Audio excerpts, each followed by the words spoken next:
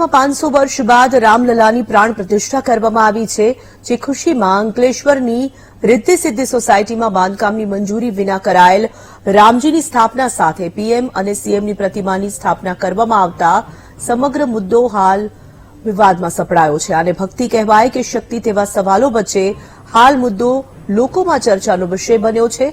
અંકલેશ્વરના ગડખોલ ગામે રિદ્ધિ સિદ્ધિ સોસાયટી આવેલી છે, જેમાં જૂનું બાંધકામ દૂર કરી નવું શોપિંગ સેન્ટર બનાવવામાં આવ્યું છે અને રહેણાંક વિસ્તારમાં કમર્શિયલ બનાવવામાં આવ્યું હોવાનો વિવાદ સરકારી કચેરીમાં ચાલી રહ્યો છે.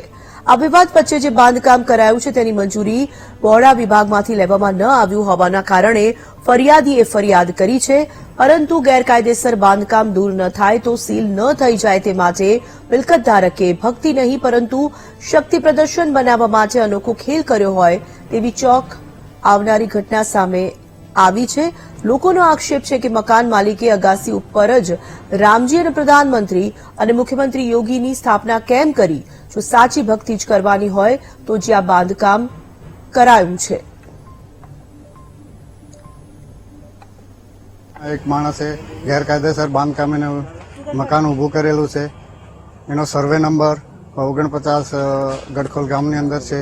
બરાબર, બાંધકામ ગેરકાયદેસર બનેલું છે. એના ઉપર ભગવાનના અને મોદીજીના પાઠ મૂર્તિઓ બેસાડીને એ ગેરકાયદેસર રોકવાનું કોશિશ કરી રહ્યા છે, પણ એ અનલીગલ છે અને એની બોર્ડાની અંદર 622ની ફાઇલ ચાલે, 23ની ફાઇલ ચાલે છે, 634-23ની ફાइल ચાલે છે અને એ ગેરકાયદેસર તૂટવું જોઈએ એવી મારી માંગ છે. मेरा मंदिर बनाने का मकसद ये है कि 500 साल बाद प्रभु श्री राम अयोध्या में आए. वो खुशी में मेरे को बहुत खुशी हुई. वो खुशी में मैंने मेरे ऐसा सोचा कि मैं भी अपना छत के ऊपर एक मंदिर बना दूं. मेरे मन में भावना ऐसा हुई तो मैंने भी अपने टेरेस के ऊपर एक मंदिर बना दिया.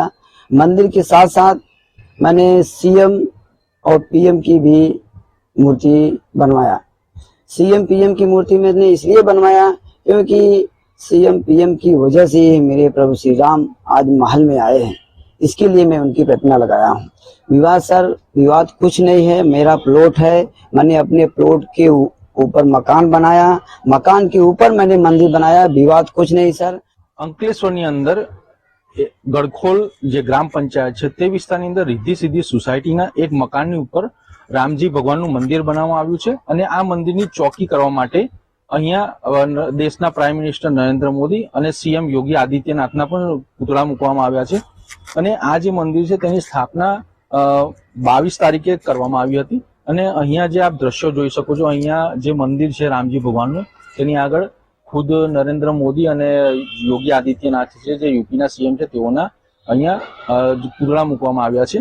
અને આ જે મંદિર છે તે હાલ અત્યારે વિવાદમાં આવ્યું છે અને આ વિવાદને લઈને જેનો પડઘો છે છેક બોર્ડાની કચેરી સુધી પહોંચ્યો છે, પરંતુ હજી સુધી બોર્ડા દ્વારા અહીંયા કોઈ કામગીરી કરવામાં આવી નથી. અહીંયા આરોપો એવા લાગી રહ્યા છે કે ભાઈ જે આ મંદિર છે રામજી ભગવાનનું તેની અંદર જે બાંધકામ થયું છે ગેરકાયદેસર થયું છે, તેને લઈને હાલ કેટલોક વિવાદ સર્જાયો છે અને આ વિવાદને લઈને અત્યારે લોકોની અંદર જે બાંધકામ જે થયું છે તેને લઈને લોકોની અંદર જે કેટલીક ચર્ચાઓ છે તે ચાલી રહી છે અને આવનારા સમયની અંદર બોર્ડાની અંદર કેટલાક લોકો દ્વારા અરજી પણ કરવામાં આવી છે અને બોર્ડા દ્વારા આ અરજી સંદર્ભે અહીંયા કોઈ કાર્યવાહી કરવામાં આવશે કે કેમ તે તો આવનારો સમય જ બતાવશે. યોગેશ પટેલ, VTV, ભરૂચ.